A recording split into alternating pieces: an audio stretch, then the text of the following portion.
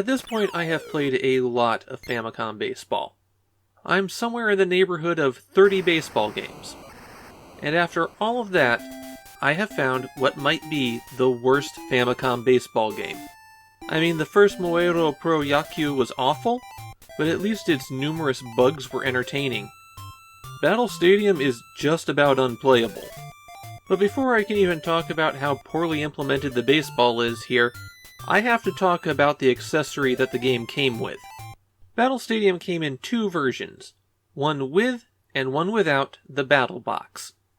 The Battle Box was a very tiny peripheral for the Famicom that plugged into the expansion port and was basically a memory card for one save. Now, my Battle Box wasn't working, so I took it apart, and that's how I know how much memory the Battle Box had.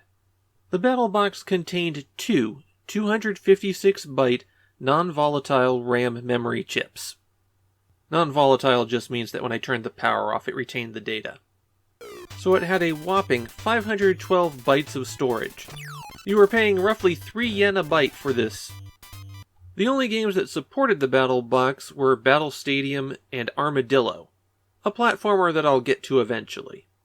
In the case of Battle Stadium, it was so you could create your own team and then take it over to a friend's house to compete against their team. But the team creation utilities are pretty bad here. Really, the only things that you can do are edit names. It's time to get on the field and play ball, where Battle Stadium really lets you down. So normally, I like to let the graphics and sound in a game speak for themselves. This is a video after all. But I have to point out that the audio in Battle Stadium is incredibly grating. At least they didn't try to do digital speech for the umpires. The pitchers all have exactly one direction that they can make the ball break in. So if you want to do curves or send things around the plate in an odd direction, well, you're out of luck. But the thing that really makes Battle Stadium unplayable is the fielding. Now, bad fielding in Famicom baseball games is the standard, but this goes to a whole new level. For one thing, the shadow under the ball is enormously inconsistent. If the ball has been popped up right over home plate, the shadow stays underneath the ball.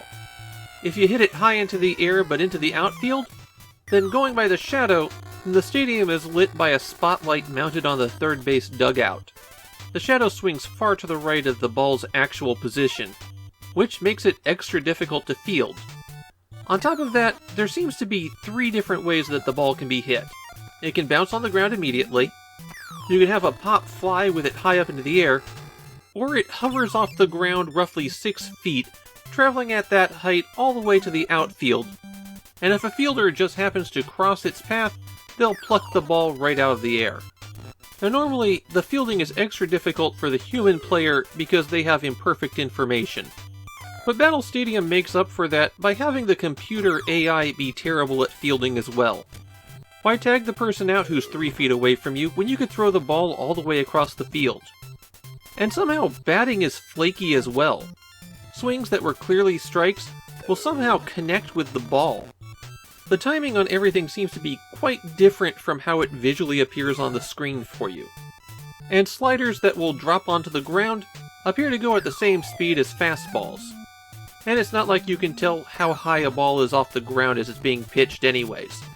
In fact, it's really difficult just to hit anything in this game. Maybe that's to make up for the AI's terrible fielding. In Japan, the only thing Battle Stadium is known for is the Battle Box. Of course, it's not like there were a lot of beloved Famicom baseball games beyond Famista and Moe Pro.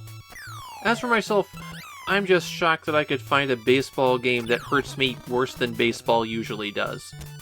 Playing Battle Stadium was just completely miserable.